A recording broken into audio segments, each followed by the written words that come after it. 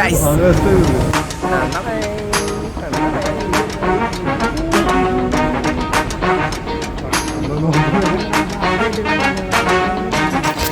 ആ കാണുന്ന വണ്ടിയിലെ ഗൈസ് അതിനെ ഫോളോ ചെയ്ത് പിടിക്കുകയാണ് ഗൈസ്. ഞാൻ ആ വണ്ടിയുടെ പുറകെ പിടിച്ചുകൊണ്ടിരിക്കട്ടെ ഞാൻ. അപ്പോൾ നിങ്ങൾ വിചാരിക്കും ഞാനെന്തിനാ അവനെ ഫോളോ ചെയ്യുന്നത്? വെറും 40 കിലോമീറ്റർ മാത്രം സ്പീഡിൽ പോകുന്ന എൻ്റെ വണ്ടി അതിനും കൊണ്ട് 100 പിടിപ്പിച്ചിട്ട് ക്രൂരമായി പീഡിപ്പിക്കുന്ന ഗൈസ്. അപ്പോൾ ഞാനത് ചോദിക്കണ്ടേ? നിങ്ങൾ പറ, ഞാനത് ചോദിക്കണ്ടേ? മാത്രമല്ല ഈ പൊട്ടന് ഗിയറുള്ള ഒരു വണ്ടി ഓടിക്കാൻ അറിയാൻ പാടില്ല. ഇവനിത് എങ്ങനെ ഓടിക്കുന്നു എനിക്കറിയില്ല ഗൈസ്. ഇപ്പം ഞങ്ങളെ പോക്ക് സൂഫി മന്തി തിരഞ്ഞിട്ടാ. സൂഫി മന്തി പേര് കേൾക്കുമ്പോൾ തന്നെ എന്തൊരാശ്വാസം.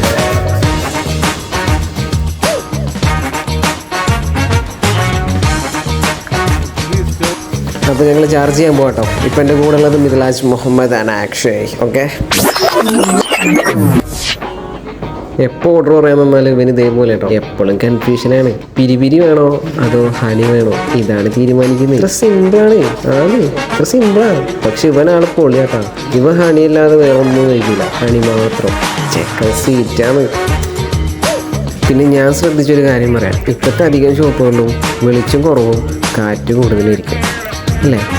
ആണോ? അപ്പം മയോണൈസ് എത്തി, അതിൻ്റെ ടച്ചിങ്സ് എത്തി, കക്കരി സുർക്കയിലിട്ടതൊക്കെ എത്തിയും കിട്ടാ, പ്ലേറ്റും എത്തി.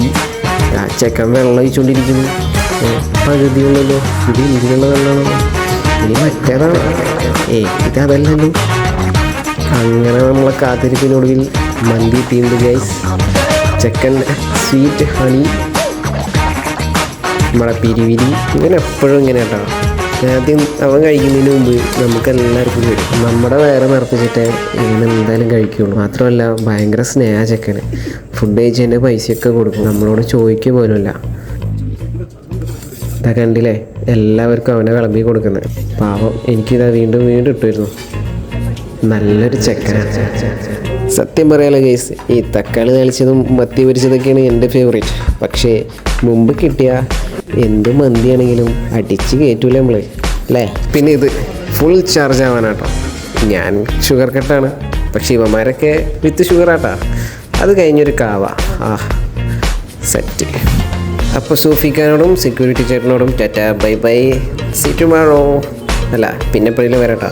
അപ്പോൾ പിന്നെ നമ്മൾ അടുത്ത പരിപാടി ഐ ലവ് കോഴിക്കോട് ബീച്ചിൻ്റെ മുമ്പിൽ നിന്ന് വെറുതെ ചെറിയും തൊഴിലിട്ട് ഇങ്ങനെ നടക്കുക. അത്രയേ ഉള്ളൂ, വേറൊന്നുമില്ല. വൈബ്. പിന്നെ ഞാൻ വലിയ നെസ്റ്റൊന്നുമില്ല, പക്ഷേ ഇതൊക്കെ കാണുമ്പോൾ എന്തൊക്കെയൊക്കെ ഒരു നെസ്റ്റോ ഫീൽ. സ്മൈലി എന്താലേ. അപ്പം ഞങ്ങളുടെ പുതിയ ബിസിനസ് പ്ലാൻ ചർച്ച ചെയ്യാനുള്ള സമയമായിട്ടോ. സാധാരണ ഞങ്ങൾ തിരമാല നോക്കിയാണ് ഇരിക്കാറ്, പക്ഷേ ഇപ്പം എന്താണ് നേരെ തിരിഞ്ഞിരുന്നതെന്ന് എനിക്ക് മനസ്സിലായില്ല. നിങ്ങൾക്ക് മനസ്സിലായോ? കമൻറ്റ് ചെയ്യട്ടോ. പിള്ളേരവിടെ ബർത്ത്ഡേ പരിപാടി ആഘോഷിക്കാട്ടോ, പൊളിക്ക്. അപ്പം ഹാപ്പി ബർത്ത്ഡേ. പിന്നെ വന്നതിന് മുതലായത് ഈ മുതലാണ്. എൻ്റെ മോനെ കിങ്. ഏതാ സാധനം? ഇതൊക്കെയാണ് മുതൽ. എൻ്റെ മോനെ കണ്ടപ്പോൾ തന്നെ ഏതാ റേഞ്ച്? മോളെ സൂക്ഷിച്ച് പതുക്കെ ചെറുപ്പതുക്കെ. നമ്മുടെ കോഴിക്കോട് എന്ത് രസാലേ. വൈബ്. പിന്നെ കണ്ടെന്ന് മുതലുള്ള സംശയം കേട്ടോ, ഈ വക സാധനങ്ങളൊക്കെ ആരാ ഉണ്ടാക്കിയതാണോ? എന്തായാലും ഞാനല്ല. പക്ഷെ നിങ്ങൾക്കറിയോ ആരാ ഉണ്ടാക്കിയത്? അറിയുന്നവരൊക്കെ കമൻറ്റ് ചെയ്യട്ടോ. എനിക്ക് ഏതായാലും അറിയാൻ പാടില്ല. എന്തായാലും ഒരു അറിവ് കൂടി ഉണ്ടായിക്കോട്ടെ. എൻ്റെ ഈ വീഡിയോ കൊണ്ട് ആർക്കെങ്കിലും അങ്ങനെ ഒരു നല്ല അറിവ് കിട്ടുകയാണെന്നുണ്ടെങ്കിൽ അത് നല്ലതല്ലേ ചേട്ടാ?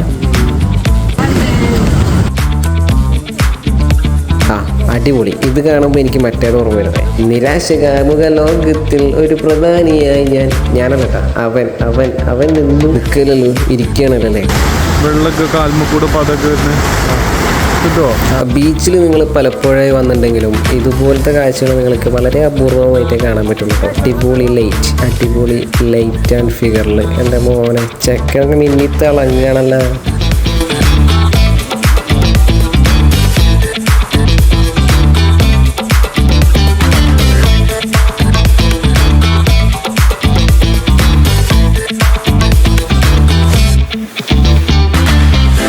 ഏതോ സ്റ്റേജ് ഷോയിൽ ആരോ പറഞ്ഞ പോലെ കുറച്ച് നല്ല സുഹൃത്തുക്കളുണ്ടെങ്കിൽ ലൈഫ് ചുമ്മാ ബ്യൂട്ടിഫുള്ളായിരിക്കും.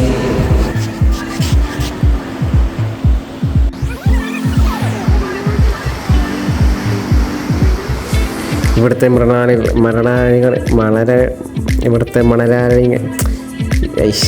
ഇവിടുത്തെ ഓരോ മണൽത്തരികൾക്കും ഞങ്ങളുടെ ഓരോ കാൽച്ചുവടുകളുടെ കാൽപാദങ്ങളുടെ കഥ പറയാനുണ്ടാവും ഗൈസ് നാളത്തെ അംബാനിയുടെ.